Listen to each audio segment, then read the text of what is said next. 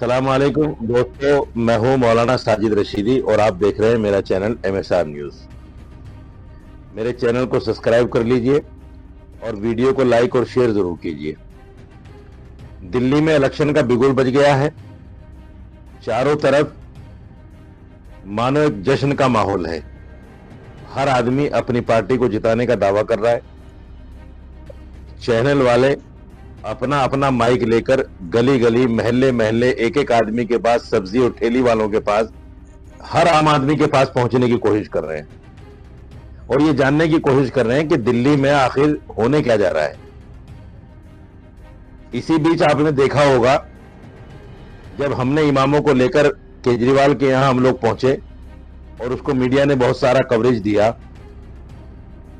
तो केजरीवाल ने एक बहुत लंबा सिक्सर मारा और उसने ऐलान कर दिया कि ग्रंथी और पुजारियों को हम 18,000 रुपए पर मंथ देंगे। उससे 2 दिन पहले महिलाओं के लिए 2100 का ऐलान किया। ये दोनों ऐलान उनके लिए वरदान साबित हो गए और माहौल कहीं ना कहीं केजरीवाल के पक्ष में बनता जा रहा है। इसी पर बात करेंगे। 2 खास मेहमान जुड़े हुए। मुमताज आलम रिजवी साहब मेरे साथ हैं, जो जिनका माशाल्लाह एक चैनल भी है और सियासत पर इनकी गहरी नजर है। बहुत अच्छे पत्रकार हैं, जर्नलिस्ट हैं, उर्दू अदीब भी हैं, कई सारी किताबें हैं, शेर व शायरी भी करते हैं। माशाल्लाह एक बड़ी नुमाया शख्सियत है। और साथ ही मेरे साथ फाजिल भाई हैं, जिनकी अगड़ों पछड़ों पर बड़ी गहरी नजर है और आलमी सियासत पर भी इनकी नजर है। दोनों का इस्तकबाल है मेरे चैनल पर। दानिश भाई भी शायद जुड़ेंगे बाद में। मैं मुमताज भाई इस बात से शुरू करता हूं, केजरीवाल में तो कांग्रेस में तो दम है नहीं। बीजेपी पिछले 2 इलेक्शन जो केजरीवाल के सामने 3 इलेक्शन लड़े बीजेपी ने, तो बीजेपी भी 0/0 हो गई। आज की स्थिति आप क्या देखते हैं कि दिल्ली में क्या लग रहा है? केजरीवाल बाजी मार जाएंगे या जैसे अफवाहें गर्म है कि दिल्ली को बीजेपी लेना चाह रही है किसी भी कीमत पर? क्या नजरिया है आपका? बहुत बहुत शुक्रिया मौलाना साजिद रशीदी साहब जी। देखिए, अब परसेप्शन से कोई बात बन नहीं रही, मुझे लग रहा है जी और ये हमने देखा महाराष्ट्र और हरियाणा के इलेक्शन में। जी। हरियाणा में ये बात हर कोई कह रहा था, सबकी जबान पर एक ही बात थी कि कांग्रेस जीत रही है, बिल्कुल कांग्रेस जीत रही है, सबकी जबान पे। बिल्कुल। और मैं अंदर की बात बताऊं, जो भूपेंद्र हुड्डा जो है वो तो थे ही, लेकिन दीपेंद्र हुड्डा, उनके बारे में ये बताया जा रहा था कि वो तो चीफ मिनिस्टर वाली पोजीशन में आ गए थे। उनकी हरकत जो है और उनकी बातचीत और उनका बिल्कुल वही हाल जैसे आपको याद होगा यूपी में बिल्कुल ये कहा जा रहा था कि सत्ता पलट रही है, अखिलेश आ रहे हैं, तो दिखाया जा रहा था कि डीजीपी भी पहुंच रहे हैं, सारे अफसर पहुंच रहे हैं, बड़ा माहौल। तो वहां तो एग्जिट पोल में कम से कम ये दिखा दिया था कि अखिलेश आ रहे हैं, लेकिन यहाँ हरियाणा में तो हमने देखा कि बीजेपी को दिखाया गया कि साहब ये जा रहे हैं और कांग्रेस आ रही है। बिल्कुल सारे एग्जिट पोल फेवर में। और जब काउंटिंग शुरू हुई, आपने देखा होगा, तो आगे कांग्रेस ही 3 राउंड में रही और उसके बाद खेल हो गई। जी जी। पता नहीं क्या हो। यही हाल महाराष्ट्र में, हम खुद महाराष्ट्र गए और वहां हमने देखा जो माहौल था, जिस तरीके का माहौल था। लोकसभा में इंडिया गठबंधन वहां कामयाब रहा, लेकिन विधानसभा में बिल्कुल मतलब ऐसा किसी ने सोचा भी ना होगा जिस तरीके के रिजल्ट आए। तो इसलिए मुझे लग रहा है कि परसेप्शन जो है वो क्या बन रहा है, सोशल मीडिया क्या बना रहा है, नेशनल मीडिया क्या, इससे कोई फर्क नहीं पड़ता। और सच्ची बात यह है, मैं आपको बताऊं साजिद साहब, कि इस बार असल में इस बार जो है केजरीवाल का इम्तिहान जी, मैं आपको सही बात बता रहा हूँ। जी जी। इस बार उनका इम्तिहान है, उनकी राजनीतिक समझ का इम्तिहान है, उनकी लीडरशिप का इम्तिहान है और उनकी पार्टी का इम्तिहान है, ये आप समझ लीजिए। और दिल्ली के अवाम का भी इम्तिहान है। मैं आपको बता दूं, बिल्कुल बिल्कुल, कि वो कैसा फैसला करेगी। क्या वो जो बीजेपी ने चाहा कि साहब केजरीवाल को बदनाम कर दिया जाए, केजरीवाल का धुआं निकाल दिया जाए, तेल निकाल दिया जाए उस पे, नंबर 1। या ये कि मुसलमान जो केजरीवाल से खुश नहीं है। जब आम आदमी पार्टी आई थी तो मुझे बुलाया गया था ये मशवरे के लिए, और मैं गाजियाबाद में गया था, वहां सारे केजरीवाल भी थे, उस वक्त जो एडवोकेट हैं प्रशांत भूषण जी वो थे, और कई लोग।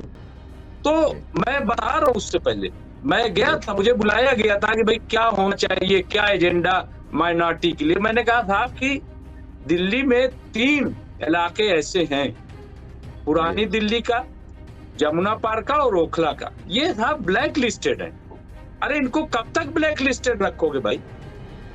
इनको आम मकामात की तरह इनको भी बनाओ, इनकी भी हैसियत कोई रहे। लेकिन आपने देखा कि कुछ भी हुआ नहीं। जो माइनॉरिटी कमीशन का हाल है आप देख लीजिए, जो उर्दू एकेडमी का हाल है आप देख लीजिए, और जितने इदारे हैं सब आपको पता है।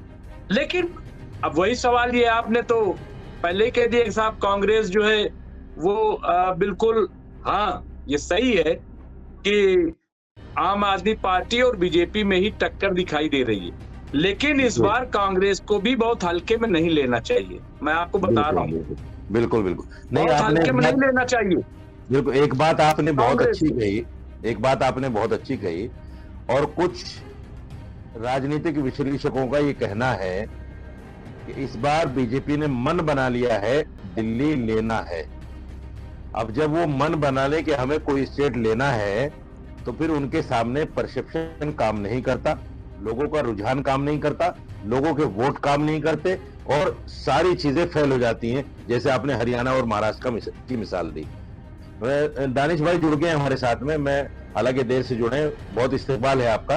दानिश भाई, बहुत सारी बातें हुई हैं, मैं आपसे ये सवाल करना चाह रहा हूं कि देखिए मुस्लिम वोट बहुत कम है दिल्ली के अंदर, और कांग्रेस का वोट भी मुस्लिम है, केजरीवाल का वोट भी मुस्लिम है, प्लस ऊपर से जैसे MIM है या और दूसरे लोग हैं वो भी मुसलमानों पर नजरें टिकाए हुए हैं। तो आपको नहीं लगता कि अगर ये मुसलमान का वोट बिखरेगा तो कहीं ना कहीं जिसको हम हराना चाह रहे हैं, यानी हर मुसलमान की जबान पर यह बीजेपी को हराओ, हर आदमी की उसमें यह बीजेपी, तो वो हारेगी कहां, तो जीत जाएगी। आपको क्या लगता है? देखिए, मैं आपको एक बात कहूं मौलाना, सबसे पहले तो बहुत शुक्रिया, आपके साथ हमें ज्वाइन किया, और काफी सारी टेक्निकल परेशानियां थी, उसके बावजूद भी एक कामयाबी के साथ हम आए। देखिए, मैं आपको एक बात बताऊं, हमारे यहाँ प्रॉब्लम क्या है, हमारे मुल्क में हमें या तो भाजपा को हराना है, या तो इसको हराना है, या तो उसको हराना है, पता नहीं किस किस को हराना। आप मुझे एक बात बताइए, हम तरक्की याफ्ता हो, हम कामयाब हो, तो हमारा मकसद ये होना चाहिए, या हमारा मकसद ये होना चाहिए कि इसको हराएं या उसको हराएं, या उसको बिठाएं या उसको जिताएं? ये काम तो हमारा नहीं होना चाहिए।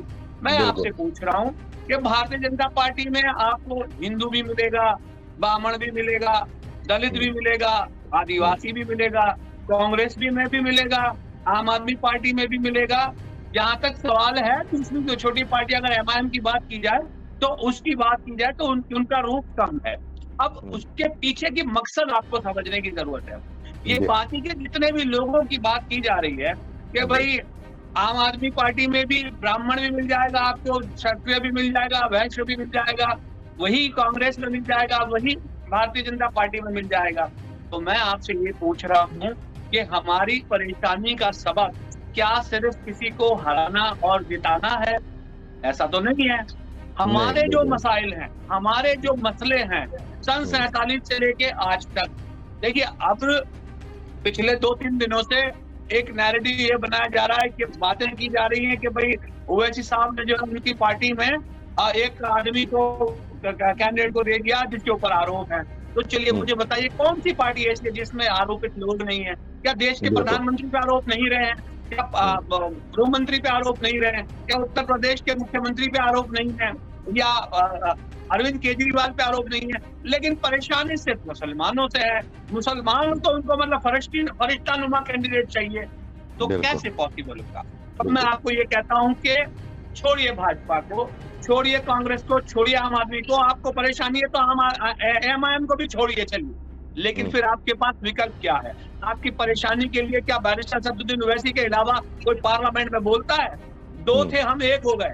आप मुझे बताइए, जितनी शिद्दत से एक लम्हे का वो इस्तेमाल करते हैं पार्लियामेंट में। मैं ये कह रहा हूँ कि चाहे आम आदमी पार्टी हो, चाहे खास पार्टी हो, चाहे जो भी हो, उनके मुकाबले कोई बोलता है? नहीं बोलता। तो परेशानी ये है कि जब आप दिक्कत में आते हैं तो ओवैसी याद आता है कि भाई ओवैसी तो चाहिए, बोलेगा कौन? लेकिन जब वोट देने की बात आती है तो फिर ये कहते हैं कि भाई ये हार जाएगा, वो जीत जाएगा। दानिश भाई देखिए, जो आपने कहा कि आरोप लगता है कि साहब जो मुजरिम है उसको टिकट दे दिया, ये आरोप तो सियासी पार्टियां लगा रही हैं, लेकिन एक आरोप और भी है जो मुस्लिम अवाम की तरफ से लगता है।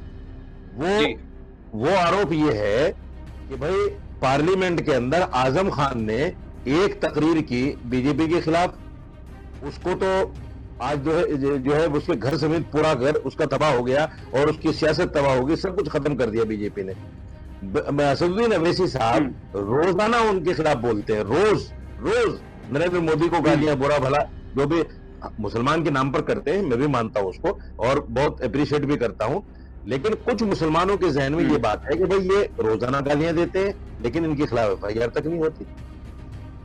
ओके, चलिए देखिए, मैं आपको एक बात बताऊं, आपको पता हो तो आप भी पैनलिस्ट पे, मतलब मेन स्ट्रीम मीडिया जो है देश का, उसमें साजिद रशीदी साहब भी बात करते हैं और हमारे दूसरे जो पैनलिस्ट भाई साहब हैं ये भी होते हैं, मैं भी होता हूँ, हम तमाम लोग।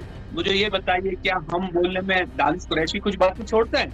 चाहे योगी हो, चाहे मोदी हो। और सुनिए, मोदी की बात तो आप कह रहे हैं कि ये तो जब प्रधानमंत्री बने तब की बात छोड़िए, जब गुजरात में थे, जब रीजनल चैनल पे आज भी जो बात आती है, तो सबसे पहले दानिश कुरैशी को याद करने का मकसद और मतलब जो है वो यही है कि सबसे पहले क्रिटिसिज्म दानिश कुरैशी करता। और दूसरे नंबर की बात, दिक्कत क्या है, भारतीय जनता पार्टी और खास करके कांग्रेस, ये दोनों मिलकर एक नैरेटिव बनाने की कोशिश करते हैं कि भाई ओवैसी साहब के खिलाफ मामले नहीं बनते। आपको याद नहीं है चंद्रबाबू नायडू के दौर में 50 दिन जेल में बिता के आए थे बैरिस्टर असदुद्दीन ओवैसी साहब, याद है आपको? जी। तो मतलब और क्या तवक्को करते हैं? क्या फांसी की तवक्को करते हैं आप? बताइए, दूसरा कौन सा नेता, इतना बड़ा नेता 50 दिन जेल में रह के आया हो चंद्रबाबू नायडू के शासनकाल में? तो क्या फिर हम ये कहते हैं कि आज के जो रेवंत रेड्डी है वहां का उसके खिलाफ कोई कार्रवाई नहीं की उसने और बाकी के लोगों को डाल दी? कांग्रेस के बड़े नेताओं को जेलों में नहीं डाला उन्होंने और ओवैसी साहब को डाल दिया। तो इस नरेशन से बाहर निकलना पड़ेगा। मैं ये कह रहा हूँ कि आरोप लगाना आपकी बात सही है, और हम मुखलिसी के साथ में अवाम के बीच में जाके अपनी बात रखते हैं कि आप ओवैसी साहब का दर्द को समझिए। मैं ये कह रहा हूँ, देखिए, उत्तर प्रदेश में हमने दलितों की लीडरशिप में बहन मायावती को देखा, आपने मुख्यमंत्री देख लिया वहां, ठीक है? उनकी आबादी कितनी है वो देख लीजिए। उत्तर प्रदेश में मुसलमानों की आबादी कितनी है वो देख लीजिए। आज तक इंडिपेंडेंट आप कोई अपना मुख्यमंत्री देख पाए? उसके बावजूद भी मैं कह दूं कि अगर दलितों की बात की जाए तो अगर मायावती जब बात कहती हैं तो आपको एक बात समझने की जरूरत है कि इतने वक्त से मुसलसल तमाम दूसरे समाज जो है मायावती से छिटके, लेकिन दलित वोट आज भी कमिटेड है और उसी की बदौलत है कि दलितों के मामले को लेकर जब वो बोलती हैं तो उत्तर प्रदेश की सरकारों को सुनना पड़ता है। तो मैं ये कह रहा हूं कि सुनिए, आप वहां मुख्यमंत्री बना लेंगे, नहीं बनाएंगे, कैबिनेट में आएंगे, नहीं आएंगे, लेकिन जब आपकी शाख, राजनीतिक शाख मजबूत हो जाएगी और फिर जब आप बात करेंगे तो आप पक्ष में विपक्ष में छोड़ दीजिए, लेकिन जब आप राजनीतिक तौर पर मुत्तहिद हो जाएंगे ना तो याद रखिएगा ये सियासत। मैं आपके पास आ रहा हूँ मुमताज भाई, मुझे बताइए, महमूद मदनी साहब ने एक सवाल उठाया था, आपको याद होगा, एक बार कहा था बैरिस्टर असदुद्दीन ओवैसी साहब से कि हम आपको हैदराबाद के बाहर नहीं देखना चाहते। तो क्या ये आम मुसलमान का रुझान था मुमताज भाई, या सिर्फ मौलाना महमूद असद मदनी का ये बयान था? और उसके बाद में कई लोगों ने उनकी मुखालफत भी की, कई लोगों ने उनकी बातों की हिमायत भी की। आपको क्या लगता है कि बैरिस्टर असदुद्दीन ओवैसी साहब को पहले हैदराबाद में मुख्यमंत्री बनना चाहिए, उसके बाद बाहर निकलना चाहिए, या बाहर निकलना चाहिए जैसे केजरीवाल भी निकल गया? मुझसे पूछ रहे हैं? जी आपसे पूछ रहा हूँ। नहीं, मैं देखिए, एक चीज तो मैं ये बताऊं, पहली बात जो दानिश कुरैशी साहब कह रहे हैं, सबसे पहले मैं एक चीज बताऊं कि वो हैदराबाद के बने, तेलंगाना के बने, वो यूपी के भी बन जाएं, बिहार के भी, उससे कोई बहस नहीं। सवाल ये है कि एक पावर हाउस, आप इसको समझिएगा, एक पावर हाउस है बहुत बड़ा, ठीक है। पावर हाउस के लिए क्या जरूरत है? अगर आप बिजली पहुंचाना चाहते हैं तो कनेक्शन जरूरी है, ट्रांसफार्मर जरूरी है जगह जगह अच्छे मजबूत, और फिर ट्रांसफार्मर भी अगर लगा दीजिए तो उसके लिए आपको जगह जगह जो है कनेक्शन पहुंचाना पड़ेगा। कनेक्शन पहुंचाने के साथ साथ आपको बल्ब भी लगाना पड़ेगा। हाँ, ये ओवैसी साहब करना नहीं चाहते, खुद पावर हाउस है।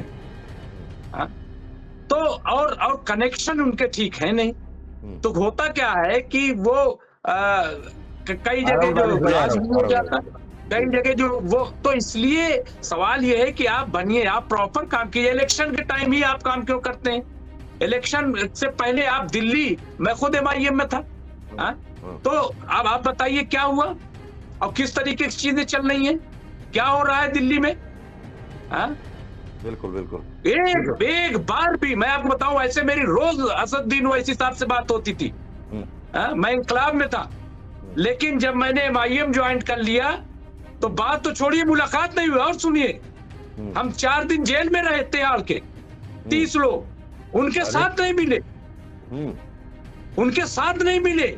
आप बताइए कैसे संगठन मजबूत होगा? भाई, हम आपकी वजह से गए, आपकी पार्टी की वजह से गए, हमने मुद्दे को उठाया, आपके झंडे को लेकर के गए, तो लौट के आए, तो कम से कम आप जो है बुलाते तो 30 लोगों को, कैसे आपके साथ लोग जुड़ जाएं?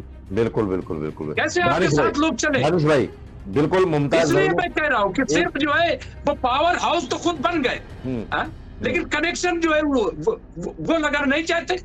हाथ मत हिलाइए, कोई फायदा नहीं, मैं रह कर कह रहा हूँ, मैं जानता हूँ।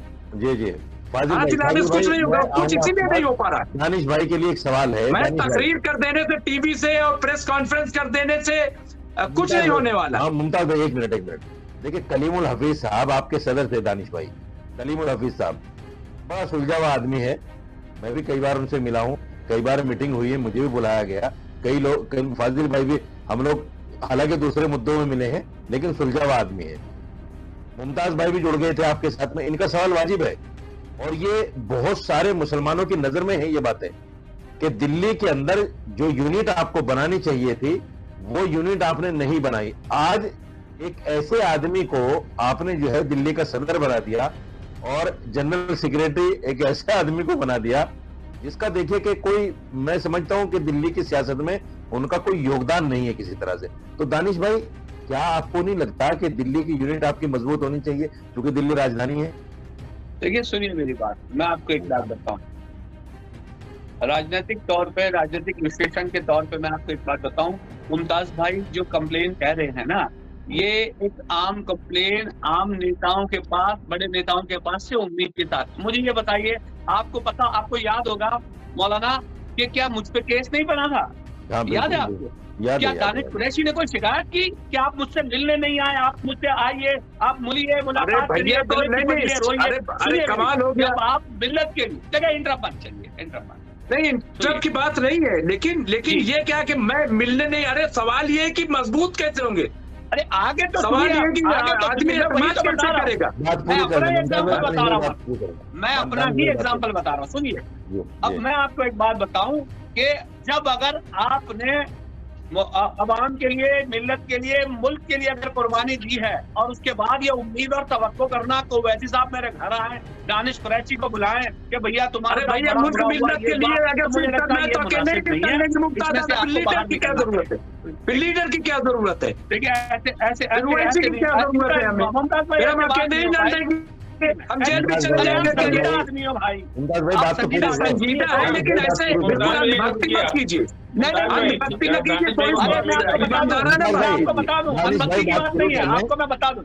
जी, दानिश भाई बात पूरी करने, फिर उसके बाद में आऊंगा। मैं खुद भी अब एक्टिव नहीं हूँ राजनीति इसमें, MIM में, लेकिन फिर भी मैं ये कहूंगा कि बैरिस्टर असदुद्दीन ओवैसी साहब जो आज की डेट में आप देख लीजिएगा, मैं राजनीतिक विशेषज्ञ के तौर पे जा रहा हूँ, मैं मैं पार्टी का लोगो यूज ही नहीं करता हूँ। तो मैं आपसे ये कह रहा हूँ कि आपके पास कोई कंप्लेन है, बिल्कुल वाजिबी है, लेकिन आप इस बात को डिनाई नहीं कर सकते। आप ये नहीं कह सकते कि बैरिस्टर असदुद्दीन ओवैसी साहब से ज्यादा काबिल कोई नेता आपके पास है। मैंने कहा तो, अरे भैया आपसे ज्यादा काबिल नहीं। दानिश साहब, मैंने क्या कहा कि वो पावर हाउस है, मुमताज वो भाई पावर हाउस है। एक मिनट, अरे साजिद साहब रुक जाइए, अरे एक मिनट रुक जाइए। मैंने कहा, दानिश कुरैशी साहब आपने सुना नहीं, मैंने क्या कहा कि वो पावर हाउस है जी, वो पावर हाउस है। हमने कब ये कहा कि नहीं है? पावर हाउस का क्या मतलब है? बहुत पावरफुल है, बहुत अच्छे हैं, सब कुछ है, लेकिन सवाल ये पावर हाउस अकेले क्या करेगा? रोशनी फैला देगा? अगर दानिश भाई एक बड़ा सवाल, दानिश भाई एक बड़ा सवाल, बल्ब का बल्ब हो, ट्रांसफार्मर हो, वायर हो। मुमताज भाई, फाजिल भाई ये बताइए, अभी दानिश भाई ने कहा कि साहब वो बात को मुसलमानों की मुखरता के साथ उठाते हैं। मैं भी चैनल पे जाता हूं, मुमताज भाई भी जाते हैं, आप भी जाते हैं, हम क्या गैर मुस्लिमों की आवाज उठाते हैं? नहीं, आप भी उठाते हैं, आवाज उठाते हैं। दानिश कुरैशी भी तो उठाता है। तो फिर अगर हम तीनों मिलके या हम सब जितने मुस्लिम स्कॉलर जाते हैं, हम सब आवाज उठा रहे हैं, तो इसमें फिर असदुद्दीन ओवैसी साहब या हम में कोई ऐसा इम्तियाज क्या है? भाई हम भी लीडर हैं, हम भी लीडर हैं, फिर असदुद्दीन ओवैसी ही क्यों? फाजिल भाई से 2 मिनट का कमेंट ले लूं, बहुत देर से बैठे हुए। फाजिल भाई, देखिए हम यहाँ आपस में हम लोग तू में नहीं करने आए हैं। हम लोग दोनों लोगों को मैं गुस्से में देख लिया। हम लोग जो हमारे घर की बात, इतना तो चलता है। नहीं चलिए, वो हम उस पर नहीं कह रहे, लेकिन भाई में भी बंटवारा नहीं होना चाहिए ना। भाई वो अच्छा जो बिना बंटवारे के, बंटवारा नहीं हो रहा है, बंटवारा नहीं हो रहा है, ये दर्द है, ये दर्द है जो निकल गया। जहाँ दानिश भाई ने, एक वो राजनीतिक विश्लेषक कैसे आने लगे वो उन्हीं से पूछिए, मैं तो ये सब दे चुका हूँ। रुकिए। अरे मुमताज फिर गुस्सा आप बात पूरी कर लो। दानिश भाई ने जो कहा वो भी अपनी जगह सही है, मुमताज भाई का दर्द भी अपनी जगह सही है। ऐसा नहीं है कि दोनों को अलग करके देखा जा सकता है, पर ये दर्द सबका है, ये हम 4 आदमी का दर्द नहीं है। कुछ शिकायतें हमको भी MIM से हैं, लेकिन हम नहीं बोलेंगे यहाँ पे, क्योंकि कोई मतलब नहीं उसका बोलने का। जितना तकलीफ हमको है शायद दानिश भाई को उससे ज्यादा है, क्योंकि ये उसमें है, और मुमताज भाई को भी ज्यादा है, क्योंकि वो उसमें रह चुके हैं। तो और ये तकलीफ क्यों है तकलीफ? क्योंकि उनको हम अपना समझते हैं, उनसे उम्मीदें हैं हमारी, बिल्कुल हमने उनके ऊपर आस लगा रखी है। जी ठीक है, हो सकता है कि हम 2-4 लाख वोट ना दिलवाते हो, लेकिन अपना वोट तो हो सकता है देते हो MIM, बिल्कुल हो सकता है ना, बिल्कुल। तो हमारी उम्मीद है वो। जी बिल्कुल। दानिश भाई एक आखिरी सवाल, काफी लंबा टाइम हो गया, उसकी सेवा की, आप बहुत पैसा निकल जाए, फलवे ना करे भाई, बहुत लंबा टाइम हो गया है। आखिरी सवाल दानिश भाई से, देखिए मैं आपको एक अपना भी एक्सपीरियंस बताता हूँ। एक कॉन्क्लेव था एक चैनल का, मैं भी था उसमें, और असदुद्दीन ओवैसी साहब भी एज ए चीफ गेस्ट थे। आप यकीन जानिए, मेरे सामने से बिल्कुल असदुद्दीन ओवैसी साहब निकले, मैंने सलाम किया, उन्होंने न मेरे सलाम का जवाब दिया, मैंने हाथ बढ़ाया, मुझसे हाथ तक नहीं मिलाया। ये मेरे साथ का एक्सपीरियंस है। मुझे नहीं पता उन बेचारों को मेरी तरफ से क्या खलिश रही होगी, किसी ने उल्टा सीधा बोला होगा, या मेरा टीवी पर जाना उनको नागवार होगा। जैसे मुमताज भाई को भी शिकायत है, आपसे एक सवाल है कि आप एज ए MIM प्रवक्ता अब क्यों नहीं जा रहे हैं, आप राजनीतिक विश्लेषक के तौर पर क्यों जा रहे हैं, इसका जरा खुलासा कर दीजिए मेरे चैनल। बहुत अच्छा सवाल पूछा आपने। देखिए मैं आपको बताऊं, सबसे पहले तो मुमताज भाई हमारे भाई हैं, और उनसे कोई नाटकी होने की कोई जगह नहीं है। आप इख्तलाफ के साथ में अपनी बात रख सकते हैं, ऐसा कोई मतलब वो नहीं है कि बात नहीं कर रहे हैं, तो दर्द बयान कर रहे हैं, दर्द बयान कर रहे हैं। देखिए मैं आपसे अब मुमताज भाई ने बात की कि असद साहब अपने आप में एक पावर हाउस है, तो मैं आपको बताऊं कि हैदराबाद के लिए मुसलसल जिस तरीके की उनके वालिद साहब के जमाने से जो काम चलता आया है, उसको आप पावर हाउस के तौर पे कह सकते हैं। अब देखिए सन 47 से लेके अब तक जाके वो पावर हाउस के स्वरूप में निकल के आए हैं। अब उत्तर प्रदेश की बात हो, दिल्ली की बात हो, या मेरे गुजरात की बात हो, या और किसी जगह की बात हो, धीरे धीरे तादाद और ताकत बढ़ेगी। और दूसरे नंबर की बात कि जिन लोगों का राजनीतिक मफाद है, मैं बहुत जिम्मेदारी से कह रहा हूँ, जिन लोगों का राजनीतिक मफाद है वो अपने मफाद के चलते राजनीतिक परिस्थितियों के निर्माण करते हैं। हमने लोकसभा में देखा, हमने महाराष्ट्र के चुनाव में देखा।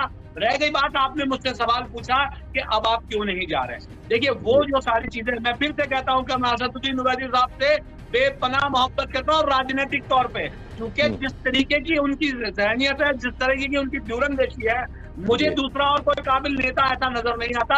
अगर आता है तो आप बताइए कि दानिश, ये बताइए उनसे ज्यादा काबिल आदमी तो एक भी नहीं मिलेगा।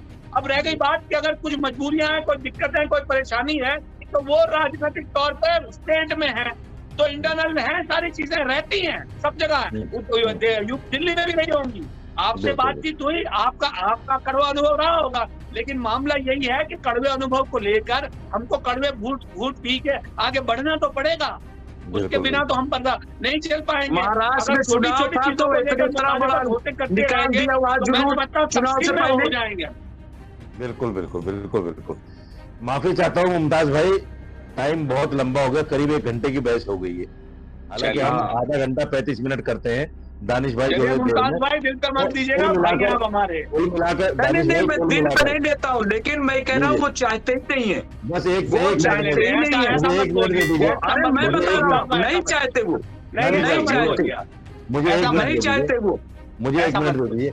देखिए कुल मिलाकर एक चीज तो ये सामने है, मैं इजाजत लूं, मुझे और कहीं जाना है। बिल्कुल। मैं बस 1 मिनट रुक जाइए, मैं आखिर में 2 बातें बोल लूं। देखिए कुल मिलाकर ये है कि जो लोग रहनुमा होते हैं, जो लोग मुक्तदा होते हैं, उनकी नजर चौतरफा होनी चाहिए। उनको ये देखना चाहिए कि मुझे किसके साथ मिलना है, किसके साथ नहीं मिलना है, और नहीं भी मिलना है तो भी मिलना है, क्योंकि मुझे अपनी एक ज्वाइंट ताकत बनानी है और सब लोगों को साथ लेके। मैंने कई लोगों को ऐसे देखा है जो न जानते हुए भी जब मिलते हैं तो ऐसा मिलते हैं जैसे परसों से उनसे मुलाकात है। ये शिकायत वाजिब है सब लोगों की कि असदुद्दीन ओवैसी के साथ साहब के अंदर एटीट्यूड जरूर है, चाहे वो ताकत का हो, चाहे सियासत का हो, या किसी भी तरह उसको मान लीजिए, ये एटीट्यूड उनको छोड़ना पड़ेगा हर छोटे बड़े नेता से, और कम से कम हम जैसे लोगों से उनको मिलना चाहिए, बात करनी चाहिए।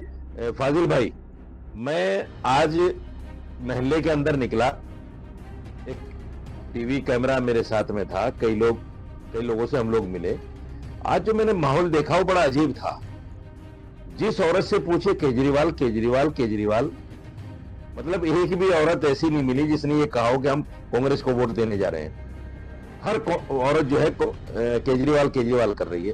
तो जब ये माहौल बन जाए घरों में, औरतों के मन में ये बात तय हो जाए कि साहब हमें फला पार्टी को वोट देना है, तो मैं समझता हूं कि जब पूरा घर उस रंग में रंग जाता है, तो आपको क्या लगता है कि अगर औरतें उसकी तरफ हो गई तो क्या केजरीवाल निकल जाएंगे?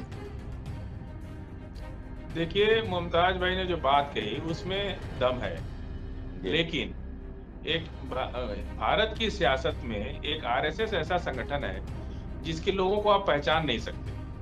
सभी पार्टी के लोगों को आप पहचानते हैं, लेकिन आपके बगल में आरएसएस वाला 10 साल से रह रहा होगा, आपको ये नहीं पता कि शाखा लगाने कब जाता है, और उसको आप ये भी नहीं समझ सकते कि वो आरएसएस का है, लेकिन काम आरएसएस के लिए करता है, काम बीजेपी के लिए करता है। तो ये लोग इस बार के चुनाव में जितना कांग्रेस पार्टी का जो चर्चा हो रही है वो वोट में तब्दील नहीं होगा।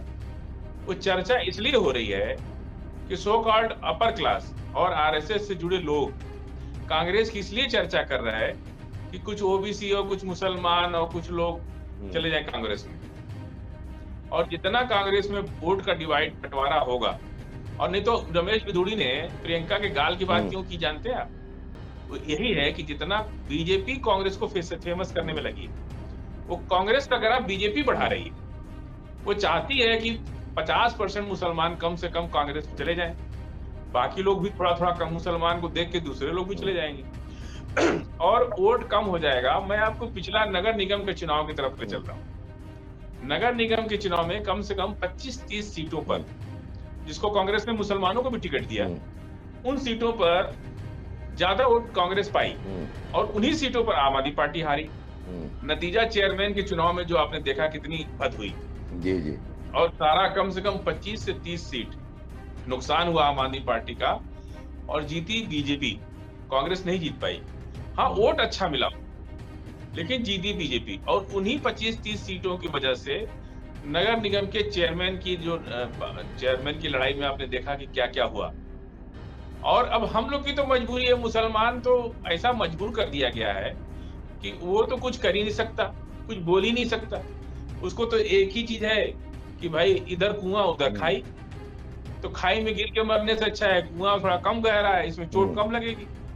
गिरना तो दोनों जगह है, लेकिन अगर खाई में गिरे तो ज्यादा नुकसान होगा, मर भी सकते हैं। इधर कुआं है, कुआं में थोड़ा कम गहराई है, पानी भी रहता है, हो सकता है कि हम बच भी जाएं। तो मसला यही है कि अगर कांग्रेस पार्टी को न तो जनता कुछ बोल रही है और न कोई उसका समर्थक बोल रहा है, और कांग्रेस पार्टी के खुद लीडर वो लोग इंटरटेनमेंट कर रहे हैं, कोई सीरियस थोड़ी कंपेयर कर रहे हैं। वो तो कांग्रेस पार्टी से कुछ पैसे से आते हैं, उसी के बंदर बाट मिलो लगे रहते हैं कांग्रेस के नेता, वो उसके लिए चुनाव लड़ा जा रहा है। और कहीं जमीन पर आप उठा के देख लीजिए कि जितने कैंडिडेट डिक्लेयर हो चुके हैं, 40-45 हो गए ना डिक्लेयर कांग्रेस के, उनका चुनाव कार्यालय तक नहीं खुला। तो उनका कोई कैंपेन का कोई सिस्टम अभी शुरू नहीं हुआ, उनकी कोई तैयारी नहीं है। जो 40-45 आदमी का टिकट इन्होंने जारी कर दिया है, वो लोग नहीं सीरियस है, क्योंकि उनको पता है कि हम चुनाव पैसा वेस्ट करना है, पार्टी से जो पैसे मिलेंगे उसी को दबा लेंगे थोड़ा सा। अब बाकी लोग जो उनके पदाधिकारी, मैंने तो बड़ा करीब से देखा है, आधा तो उसमें भाजपा वाले होते हैं। एक तिवारी जी हैं, जिला अध्यक्ष है कांग्रेस पार्टी के, तो पूछे कि कांग्रेस क्यों हार जाती है, तो हमने कहा तिवारी जी को छोड़ करके पूरा परिवार तो भाजपा को वोट देता है, इसलिए कांग्रेस हार जाती है। और कांग्रेस भरोसा तिवारी जी पे करती है।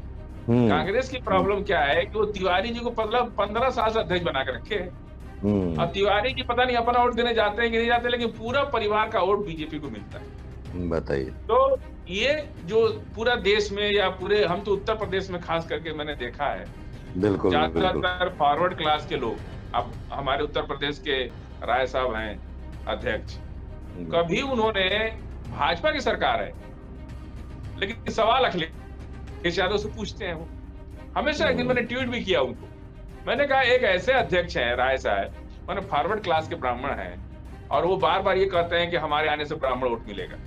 तो ठीक है भाई, आप ब्राह्मण वोट मिलेगा और आप अध्यक्ष हैं, तो सवाल पूछना चाहिए सरकार से, तो वो सवाल पूछते हैं अखिलेश यादव से। तो ये मुमताज भाई, मानसिकता कहाँ है?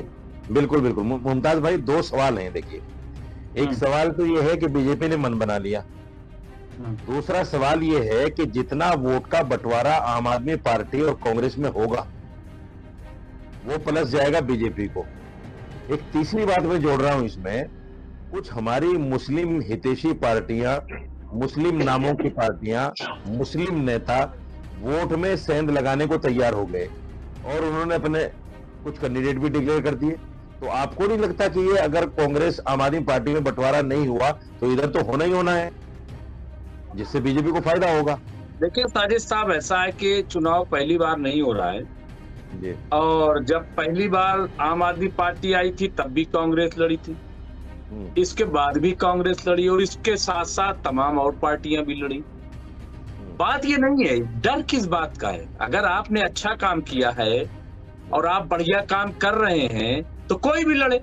या पहली बार तो हो नहीं रहा है साहब, पहली बार कांग्रेस उतर रही, नई पार्टी। ये तो केजरीवाल से खतरा था कि आप केजरीवाल वोट काटने के लिए आ रहे हैं, लेकिन अब केजरीवाल को खतरा कांग्रेस से हो गया। ये तो उल्टा हो रहा है भाई। अगर आपने अच्छी पॉलिटिक्स की है, आप बहुत अच्छे लीडर हैं, आप ईमानदार लीडर हैं, आप बढ़िया काम कर रहे हैं, तो इसमें डरने की क्या बात है? पहले भी पार्टी थी, अब भी थी, और इसके बाद भी पार्टियां रहेंगी। ये सब परसेप्शन बिल्कुल मेरी नजर से गलत है। वोट काट लेंगे तो आप क्या कर रहे हो भाई? आप भी तो वोट ही ले रहे हो, वो भी वोट ले रहे हैं। आप अपने हिस्से का वोट लीजिए, जाइए मेहनत कीजिए। लेकिन ये साहब कि दंगा होगा तब हम नहीं जाएंगे, जब सीए का मूवमेंट चलेगा तब नहीं हम खड़े होंगे, हम तो हनुमान जी के मंदिर जाएंगे। सिर्फ आप जो है, तो आप देखिए ये सब, और ये अब ये परसेप्शन बनाया जा रहा है घूम घूम के। साहब ये बताइए कि दरअसल बीजेपी को यही जवाब देने का तरीका है और कोई तरीका नहीं। ये क्या बात हुई? यही तरीका है, वही तरीका, ये क्या मतलब भाई? आप तो एक्टिविस्ट थे, आपको तो बहुत खुली राजनीति करनी चाहिए थी। आप भी उसी पिच पे खेलने लगे जिस पे बीजेपी खेल रही है, आरएसएस खेल रही है। तो ये चलेगा नहीं। देखिए, और ये सवाल ये है कि हम देखिए ओवैसी के हामी नहीं है, हम ओवैसी कभी हिमायत नहीं करते, लेकिन ये बताइए मतलब वो कौन हुसैन है जो अपने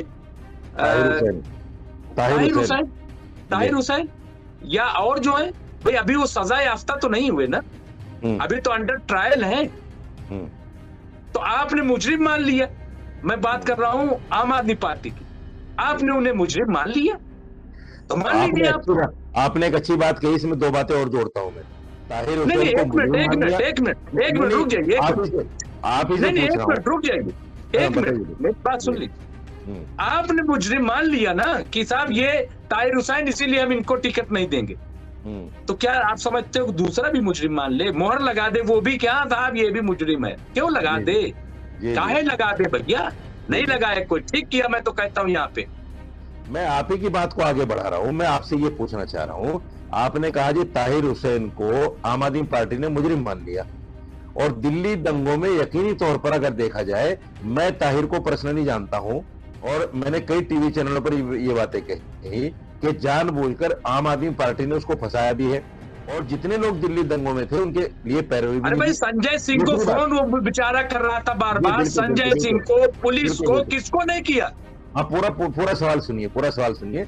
सबको फोन किया, मुझे भी फोन किया उसने, और मैंने डीसीपी को फोन किया, तब पुलिस गई। मैं ये कह रहा हूं कि दिल्ली दंगों में भी हमने छवि देखी आम आदमी पार्टी की, और फिर जब कोविड के बाद में, कोविड में तबलीगी जमात को जैसे बदनाम किया केजरीवाल ने, वो भी छवि हमने केजरीवाल की देखी। तो फिर क्या आपको लगता है कि केजरीवाल को फिर मुसलमान वोट देगा? नहीं, वही मैं कह रहा हूं कि भाई मुसलमानों ने असल में ये जो परसेप्शन बना दिया, भाई मुसलमानों ने ठेका नहीं ले रखा, और मुसलमान जो है किसी को हराने जिताने की मशीन नहीं है। मुसलमान को जहां ठीक लगेगा वहां वोट देगा, जैसे सब वोट देते वो भी दे देगा। उसको काहे पॉकेट बनाने की क्या जरूरत है? जहां उसको ठीक लगेगा, हो सकता है कि कहीं अमानतुल्लाह किसी को अच्छे लग जाए, हो सकता है कहीं ताहिर हुसैन अच्छे लग जाए, हो सकता है कहीं हारून यूसुफ अच्छे लग जाए, तो भाई दे देगा वो उसको जो अच्छा लगेगा।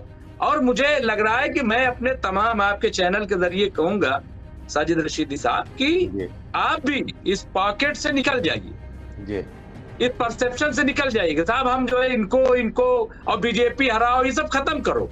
बिल्कुल बिल्कुल। ना आपके हराने से कोई हार रहा है, ना आपके जिताने से कोई जीत रहा है, ना आपको कोई मान रहा है कुछ, कोई नहीं मान रहा है आप। आप चाहे खोल के खड़े हो जाइए, नंगे हो जाइए, कुछ तो भाई इसको काट दीजिएगा। जी। तो मैं लेकिन जी नहीं, लेकिन कुछ नहीं, मैं आपको बता रहा हूँ, कोई कुछ नहीं सुनने वाला। आप देखिए 95% मुसलमानों ने समाजवादी पार्टी को वोट दिया, लेकिन क्या उनके लिए बताइए आप? बिल्कुल क्या कोई कर रहा है? ये सच्चाई है। फाजिल भाई जिसे मुमताज भाई ने भी कहा और मैंने भी बोला, क्या केजरीवाल को ये डर सता रहा है पुजारियों का और ग्रंथियों का जो उसने ऐलान किया है, उसके परसेप्शन में मैं आपसे सवाल कर रहा हूं, क्या केजरीवाल को ये डर सता रहा है कि मेरा मुस्लिम वोट कहीं ना कहीं भाग रहा है, तो लाओ हिंदू और सिखों के वोट को मैं ललचाऊं, और इधर से मुझे जो इधर कमी होगी मुसलमानों की वो इधर पूरी हो जाएगी? क्या इसीलिए ऐलान किया है केजरीवाल ने? नहीं, वो तो उनका बैक फायर हो गया, ग्रंथी वाला पैसा तो बैक फायर हो गया। अच्छा, वो तो ये कह रहे हैं कि जब इमामों का पैसा नहीं दिया है तो हम लोग को क्या देगा? हाँ। जो कि सालों से मिल रहा है। हाँ। और 17 महीने से नहीं दे रहा है। बिल्कुल। तो जो उनका राइट है, जो कानून में है, जिसको देना चाहिए उसको नहीं दे रहा है। तो अब और चुनाव के वक्त कम से कम जब जेल से निकला था तो 6 महीना पहले से 1-2 किस्त दे दिया होता, तब तो कुछ बात समझ में आती है। बिल्कुल।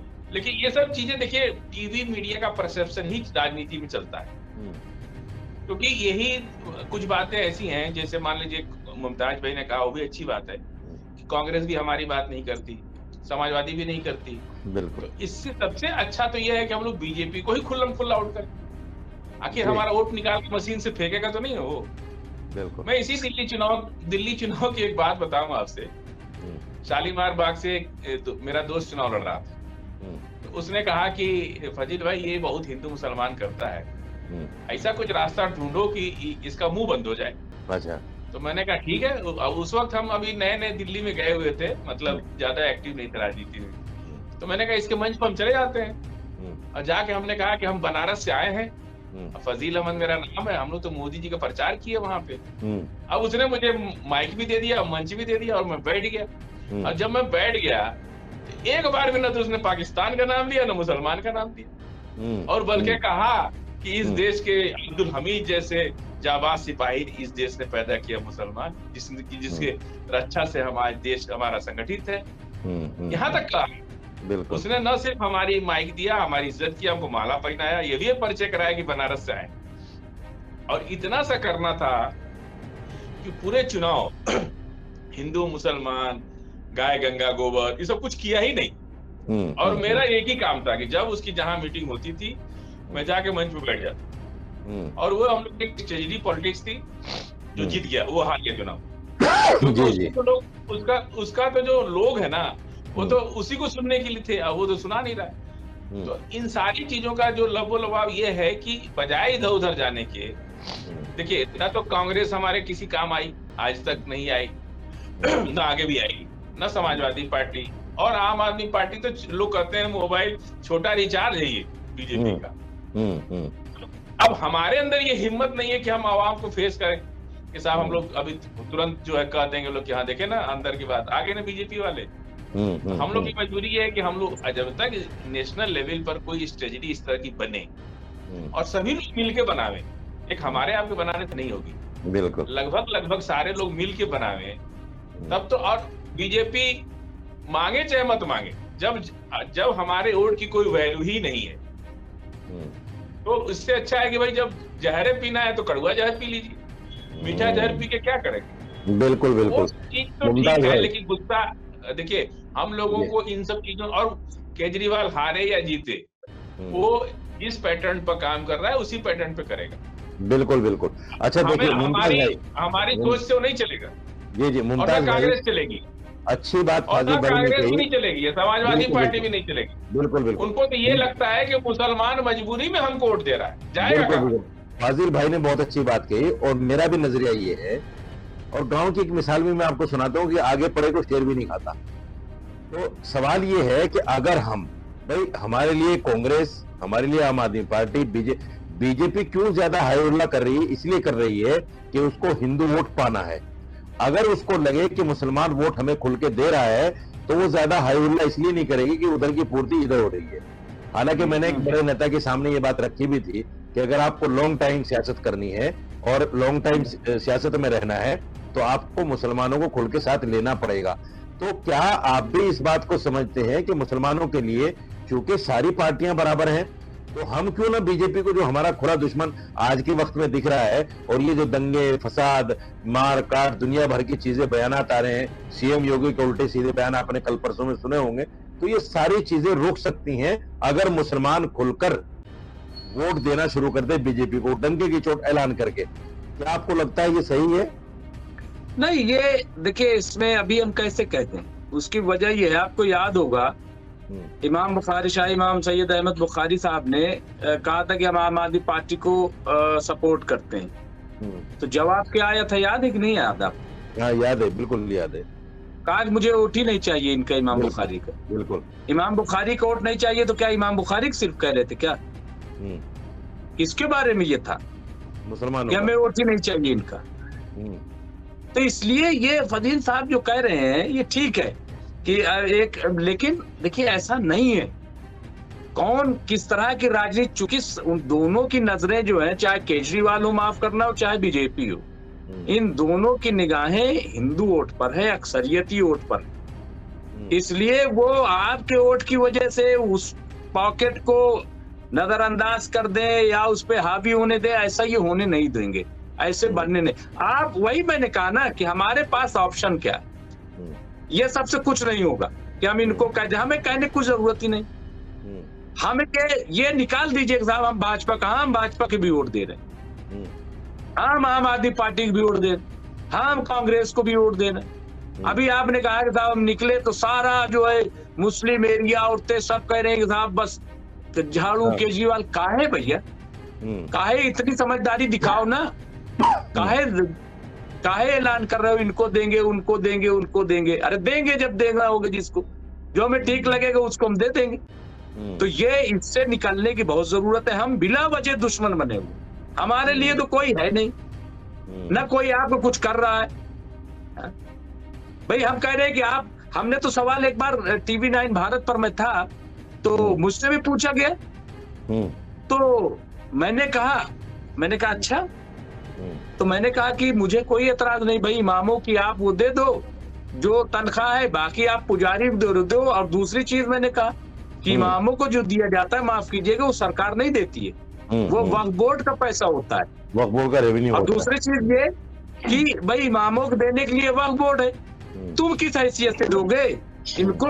तो आप ग्रंथी को या पुजारी को आप कैसे दोगे? तो आप जो है एक बना दो ना भाई, बना दो सनातन बोर्ड। काहे नहीं ऐलान कर रहे हो? करो ऐलान। मैंने तो कहा था कि भाई आपको लग रहा है तो कर दो ऐलान, लेकिन हमारा दुश्मन काहे बना रहे हो? हमारा दुश्मन बना रहे हो तुम बिला वजह, एक दूसरे को लाइए। ये सब चीजें जो है ये हर जगह जो हमें इस्तेमाल किया जाता है ना, भेड़ बकरे की तरह, तो हमें इससे सबसे पहले हमें अपने आप को महफूज करना है, अपने आप को बचाना है, और हमें भेड़ बकरा नहीं बनना है, हमें पॉकेट नहीं बनना है। हम जो है, हम जैसे सारे वोटर्स हैं वैसे हम भी हैं, हमें जो ठीक लगेगा, जो अच्छा लगेगा उस वोट करेंगे। ये बिल्कुल क्लियर मैसेज आना चाहिए। हम जो है आपकी फिर केजरीवाल को, कांग्रेस को नहीं देंगे, बीजेपी जीत जाए, भाई सब क्या बकवास है भाई, जिसको जीतना होगा जीत जाएगी, हमें जिसको वोट देना होगा देंगे, खत्म बात। कुल मिलाकर मुसलमान को अपने पत्ते नहीं खोलने चाहिए, जिसको देना नहीं खोलने चाहिए। क्या क्या परसेप्शन बना रहे हो? लेकिन दुश्मन नहीं बनाना, मुसलमानों को सोच समझकर वोट करना चाहिए। अरे दानिश भाई कितनी बार मिली है बताओ? वोट करना हमारी जिम्मेदारी है। आज के लिए बस इतना ही। बहुत बहुत शुक्रिया तमाम लोगों का। आइंदा फिर किसी अच्छे टॉपिक के साथ फिर मिलेंगे। आज का टॉपिक बहुत अच्छा रहा। मुमताज भाई आपका बहुत शुक्रिया, फाजिल भाई आपका शुक्रिया, दानिश भाई बाद में जोड़े, अगर ये पहले जुड़ जाते तो और अच्छा डिबेट और अच्छी हो जाती माशाल्लाह। बहुत बहुत शुक्रिया, बहुत बहुत शुक्रिया।